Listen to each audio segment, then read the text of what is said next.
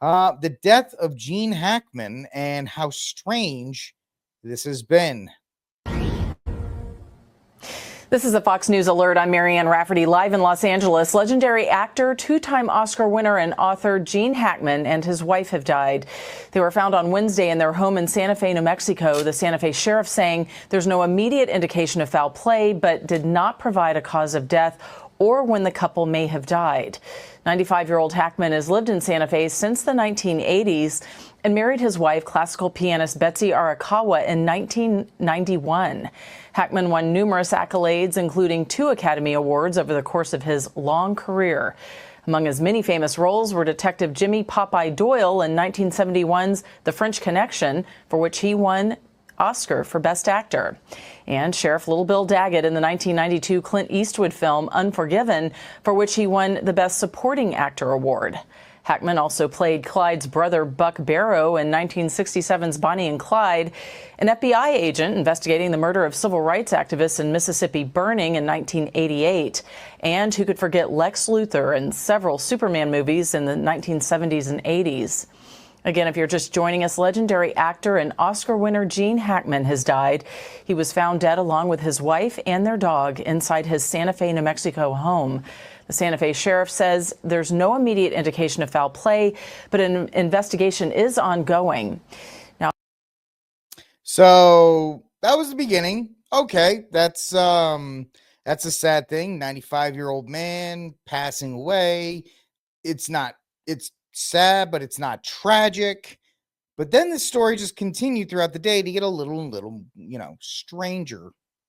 Press now looking at the sheriff's search warrant and saying that according to the sheriff, Hackman was found dead on Wednesday. As I mentioned, Hackman was in a mudroom. His wife, Betsy, was found dead in the bathroom next to a space heater. The AP also reporting there was an open prescription bottle and pills scattered, as they put it, on the countertop near Betsy Arakawa. So we're getting developing information. Yeah, so from the Daily Mail, Gene Hackman and Betsy Arakawa were found mummified with pills strewn about the bathroom.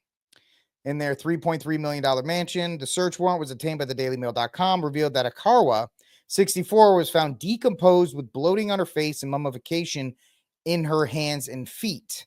Sheriffs say Hackman was found to have the same signs of decomposition as his wife. Now, mummification occurs when a person's skin and tissue are preserved after their death. It's mostly associated with the Egyptians, wrapping the corpses of pharaohs in bandages. It can also be achieved if the body is left in a place with cool, dry air where bacteria struggle to grow. Santa Fe, New Mexico enjoys such a climate during the winter. 2 maintenance workers were called Roland Lowe Begay and Jesse Kelzer discovered the bodies of the 2 at their luxurious Santa Fe mansion Wednesday at 1:46 p.m. Mountain Time. The identities of the couple were not released for nearly 12 hours, with details of how the couple were found now offering a possible explanation for the delay.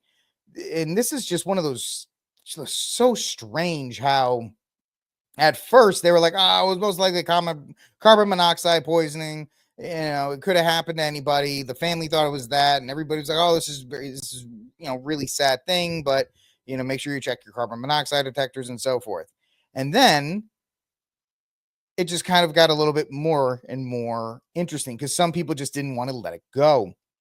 The 2 told investigators they hadn't seen them for 2 weeks. Both appeared to have been dead for some time. A detective noted in the search warrant that the, quote, death of the 2 deceased individuals to be suspicious enough in nature to require a thorough search and investigation. Arakawa was discovered lying on the bathroom floor of the couple's home on her right side with open prescription bottle of pills scattered across a nearby countertop. No indication has been given as to what the pills were or whether they had been prescribed to Hackman or to his wife. A space heater was found next to her head, which the investigators believe may have fallen when she eventually fell down. Hackman was found dead in a mudroom off the couple's kitchen, the warrant said. Police first spotted his legs on the ground in what appeared to be a mudroom. The Oscar-winning Superman star was fully clothed in gray sweatpants, blue color long sleeve t-shirt and brown slippers. His sunglasses and walking cane were found next to his body, which suggested that he may have died in a sudden fall. So Jeremy from the Quartering, I just watched his video before I came up, and he put something pretty, and somebody, I think I was Mark mentioned it earlier. I think he's 95 years old. He might have had a stroke, or he might have had some kind, he just went, and then his wife and her just, it happens, and she's just devastated. And in this moment of devastation, she grabs some pills and tries to join him. So pretty awful. Why the dog, though? I don't think anybody understands, because 2 other dogs were found. Hackman's daughter, let me see. Arakawa was wearing dark gray sweatpants and a light colored sweatshirt. Firefighters were called to the property, but there was no signs of a gas leak, which is what everybody thought at first. Hackman's daughter, Elizabeth, has speculated early on Thursday that her father and stepmother may have been killed in a carbon monoxide leak. One of the couple's 3 dogs, a German Shepherd, was found dead about 10 to 15 feet away from Betsy, the wife, in a closet just off the bedroom. The dog is the thing that throws everybody off. Earlier reports suggested the animal was found dead in a kennel. That was not. The 2 other dogs were not harmed. One of the dogs that was alive was near Betsy. The other one was running around in the front yard. So the time period is strange. The dogs were still healthy, but they didn't, how did they stay there? Why was the one dog put in the closet? It's just, the more details that come out, the more it just seems strange. One of the surviving dogs was found alive close to Betsy's body, blah, blah, blah. I mean, he's 95 there. If you ask me, he looks good for 95. That was in 2024. The couple's front door was open, and there were no signs of forced entry. Santa Fe Sheriff's Department said there's no suggestion of foul play, but that the investigation is ongoing. Friends occasionally share glimpses of his post-acting life, including social media shots of fishing expeditions paying tribute to the silver-screen triumphs. It's just so weird. And it just doesn't, there's nothing in here that makes sense in any way, shape, or form.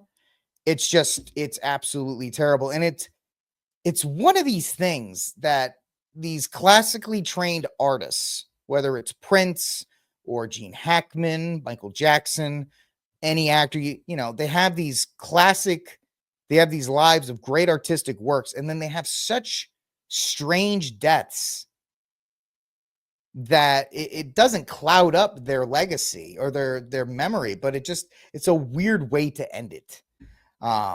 Anyway, I'll end this segment by telling you, nobody knows what the pills were, Steph. Nobody has any ideas what the pills were yet, but apparently they were strong enough to pretty much knock her out. If he's 95 and she's 63, I guarantee you there's some kind of sleeping pills or some kind of antidepressants or some kind of something's floating around that place just because of prescription, the way they like to prescribe stuff. But, here's the thing, Mark. It happens a lot with elderly couples. If couples make it until 75, 80, and then one moves on, one dies, it's not uncommon for the other one to make a rash decision in a moment of desperation and depression.